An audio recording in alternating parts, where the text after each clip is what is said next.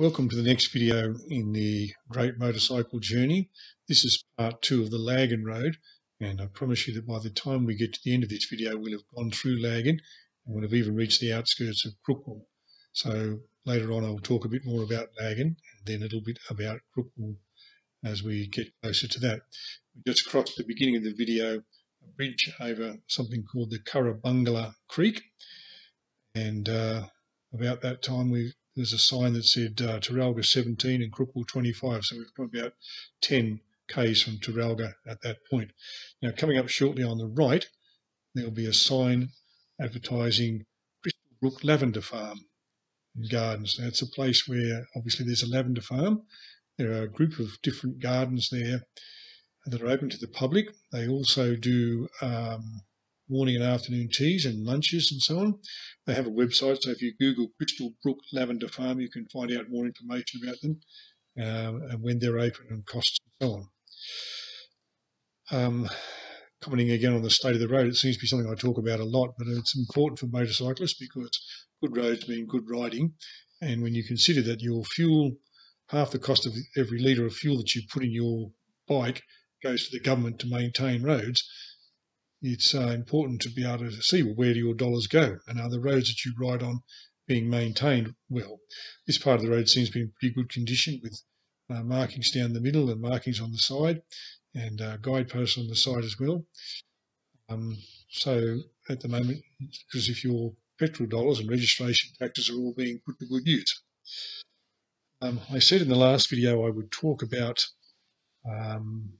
some of the bikes that I've ridden and owned over the years and give you a little bit of background information about those bikes. So I'll do that now. First bike I recall riding was actually one that was handed down to me from my brother. It was a Russian bike called a Voshkod. Voshkod apparently means sunrise in Russian, which I didn't know until I recently looked it up. According to the information I looked up, I don't recall this at the time, but according to the information, the bike was a 175 single-cylinder air-cooled bike. It was not very pretty to look at and also not very reliable. I recall it not starting as often as it did start. We lived at the top of a hill, so you could roll it down the hill and clutch start it.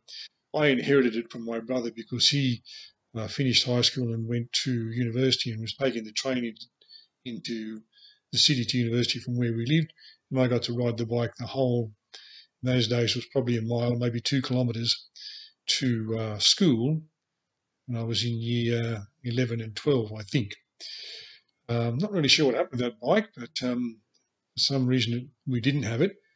Then when I finished high school, I went to Armidale in the northern tablelands of New South Wales to study, and sometime around the time I was 18 or 19, I can't remember exactly when, and sometime around there I got my first actual bike that I owned.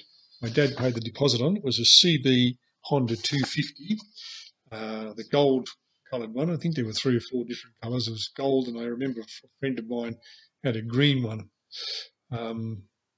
As I say, my dad paid the deposit and I paid the rest of that off. It was a 250 twin. I bought it, or rather we bought it in Sydney, and I rode it from Sydney up the New England Highway to Armidale, and it performed very well. Very comfortable bike. I'm not sure how many miles that I would have put on it, not very many. Then I got married and the bike went, and I didn't ride another bike for about another 35 years. I always had an interest in bikes, but you have children and you need cars to accommodate children and babies and all that sort of stuff, and you can't be thinking about riding motorcycles as well. The next bike I bought, as I say, was about 35 years later. It was a Honda 500 or 600. Not sure how to describe it. It was probably close to a sports bike. I bought it second hand, and it was a bit like the Voshkod, that it seemed to spend more time in the shop than it spent in with me sitting on it and riding it. And I became increasingly frustrated with the constant need for repairs for it. I don't think there's anything mechanically, inherently wrong with the bike when it was built. I just think that the person who owned it before me hadn't looked after it, and it had probably reached the end of its days. And I eventually sold it to a wrecker for a pittance, and then I went without a bike for a little while. Then the next bike I got or owned was a Yamaha XV 1100. It was a cruiser and a V-twin, shaft-driven. At the time, Yamaha, I think, had 3 models in the XV range. There was the XV that I had, there was the XV Classic, and the XV American. I think the American, I remember one model, I can't remember if it was the American or the Classic, had a heavily valenced front mudguard like an Indian has these days. One of the other models had traditional spoke wheels like a bicycle, and the one I had the more, not fully solid wheels, but less spokes on it. As I said, it was shaft drive. Recollection, 2 discs on the front and a single disc on the rear, a very tall screen, which was great for keeping the wind off, and some leg shields as well. Not liquid cooled, I beg your pardon, air cooled, so it was a little bit noisier than the Kawasaki I have at the moment. And I rode that to and from my work in Queanbeyan for a goodly number of years. When I bought it, it had about 14 or 16,000 kilometres on it. When I traded it in for the Kawasaki, it had 165,000 on it. I didn't see any reason to trade it before that. It was just going well and performing well. And in the time I owned it, I only had 2 issues with it. One was something to do with the starter clutch, which I didn't really understand, but the mechanic explained it to me at the time. And the second was I made the mistake of putting some E10 fuel in it once. It must have had rubber seals in the fuel pump because the fuel pump packed it in, and I had to get it replaced. A little while back there, we were passed a sign that said Teralga 24, Crookwell 14. I'll just continue on talking about bikes for the moment. I traded the Yamaha XV 1100 for the Kawasaki Voyager that I have now. And as I might have mentioned, I think in the first video, I bought that in about 2011. It was a 2010 model. I bought it in 2011, and I rode it back and forth to Queanbeyan until May of 2013 when I retired, and then I kept it and I rode it with my son and so on. Now, somewhere in that period, I bought for my wife, or rather we bought for my wife, a Piaggio MP3 400. I'll explain that a bit more about the bike in a moment, but I'll start by explaining the reason why we bought it. My wife had been very keen to go on get involved in motorcycling, or at least go on the motorcycle with me, and had gone on the back of the Yamaha a couple of times, and then really enjoyed going on the back of the Kawasaki because, as you could see in the video, it's got a great pillion seat and a wide backrest and very comfortable, she tells me, on the back of the Kawasaki, and footboards for the passenger. And she got all the gear and a helmet and leathers and everything like that, and looked forward to going on rides with me. And so we bought this Piaggio MP3 400 with the idea that she might get the bug and learn to ride. And then instead of sitting on the back of mine, steering at the back of my helmet, she could ride with me places. Now, the MP3, Piaggio, Gilera and Vespa are all made by the same company. The Vespa are the little things from the 50 to about the 125. Piaggio make a 250, a 300, a 400, and the Gilera is the MP3 500. Now, the MP3 bit stands for, there are 3 wheels, 2 on the front, 1 at the rear, obviously. The 2 on the front are not wide apart like they might be on a Spider, a Can-Am Spider or a Can-Am Ryker. They're quite close together, so it's very similar in dimensions to a motorcycle or a scooter, and it does everything that a motorcycle or scooter can do. It tilts, it countersteers, it leans, it does all that sort of stuff. But because it has 2 wheels on the front, it has 2 contact patches, and it's much more stable. But interestingly, and more importantly, there is a switch that is operated on the right-hand handlebar that when the motorcycle or when the scooter is down to 5 kilometres an hour, you can activate this switch. The parallelogram suspension at the front is locked, so that when you come to traffic lights, the bike stays upright and you don't need to put your feet down. You don't need to worry about balancing the bike. When you park the bike, there's a parking brake, and you can just flick this switch, and you don't need to put the bike up on the side stand or the centre stand. It'll stay where it is locked and not topple over. Now, we bought the bike in Blacktown, and I rode it home from Sydney, and I found it was very good on the highway. It kept its own with the trucks and everything else on the highways at 110. It had a power band where most of the power was delivered at the top of the power band rather than in a smooth arc all the way through the bike.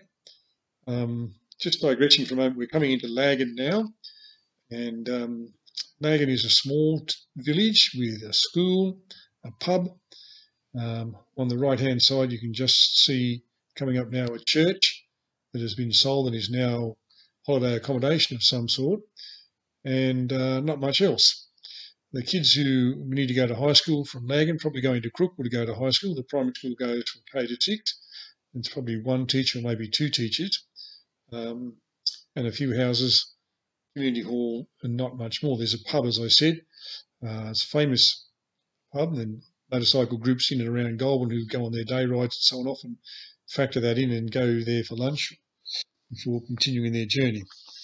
All right, we were talking about the MP3 400. These locking mechanism means the bike will stay upright when you're at low speed of traffic lights, and then when you twitch the throttle, the locking mechanism disengages. Now, my wife went to do the stay upright course, and the instructors looked at this thing and didn't quite understand how it worked or how to teach her how to ride it, and she lost her confidence and then decided she didn't want to learn to ride. So one of my other boys, I got 6 children, 4 boys and 2 girls. So one of my boys had this bike for a little while and learned how to ride on it, and then it was sold. In the meantime, I also bought after I'd sold that, I bought a Suzuki Bergman AN 650 scooter. Now, I've always thought the argument about bikes and scooters is a bit of a silly argument, because my idea is that you ride the bike you can afford, the bike that you like, and the bike that takes you where you want to go, when you want to go there, how you want to get there. The scooter's really good for zipping around in the city. It's quite light and manoeuvrable and all that sort of stuff. Probably half the weight of the Kawasaki, so much better for the city, much better for flipping in and out of the traffic. It has an electrically adjustable screen, which means you can lower it when you're coming into a town where you want a bit of airflow, and raise it again when you're out on the highway and you want to keep the wind off yourself. It also has mirrors that fold in electrically when you're lane splitting. That's if it's legal where you're allowed to do it. And to my mind, it's probably the benchmark for measuring maxi scooters by. I still have that, and I ride it, not as often as I ride this one. I ride the Kawasaki, and I enjoy thoroughly riding it. It holds its own on the highway. You can do 110 without any issue. It doesn't have cruise control. It has a CVT transmission, and it's a belt drive. All right, so we've been through Laggan, and I've told you a little bit about Laggan, so we're coming up towards Crookwell fairly shortly. Now, Crookwell is probably the biggest of all the towns around Goulburn, and certainly the biggest of the ones that we'll go through. It's a rural community where there's a primary school, a Catholic primary school, and a high school. It serves a farming community and mainly wool, but I think some cattle as well.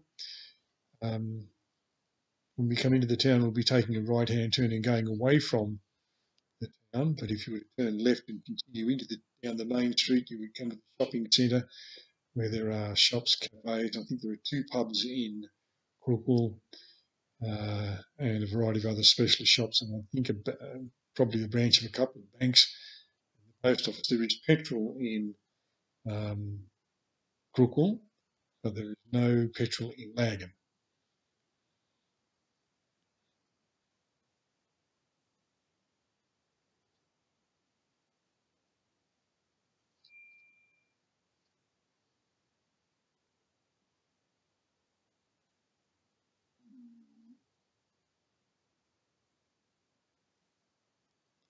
The car that's passed me, I think that's the first car that had passed me since leaving Goulburn, where you might remember in one of the earlier clips, a white SUV passed me.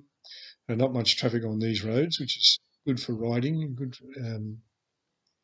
just a good way to enjoy yourself. You're not constantly checking your mirrors and seeing if things are sneaking up on you or not.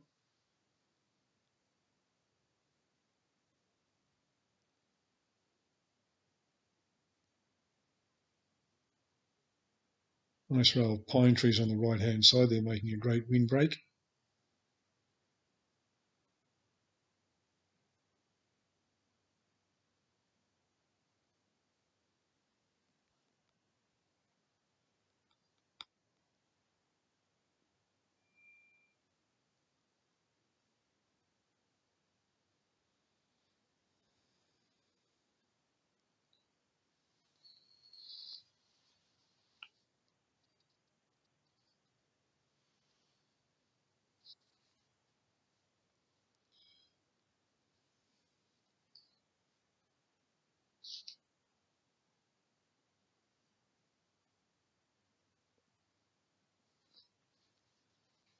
passing some signs saying 50 ahead, meaning we're coming up to Crookwell.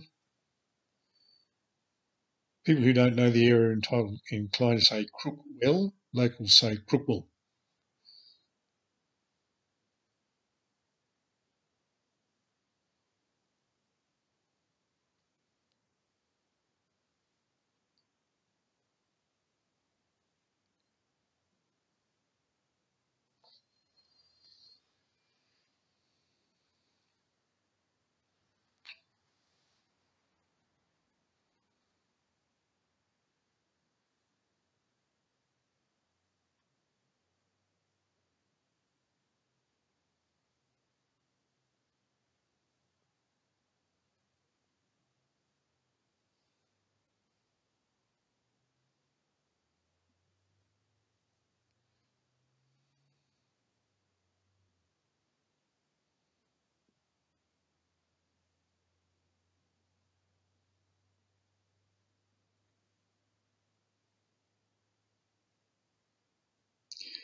We're coming close to the end of this video.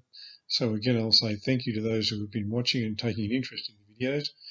And I promise you the next one will be uploaded fairly shortly. And I'll talk a little bit more about Crookwell. You'll get to see a bit more of Crookwell. And then we'll be on the road between Crookwell and Grabban Gullen. Thank you for watching, and I'll see you next time.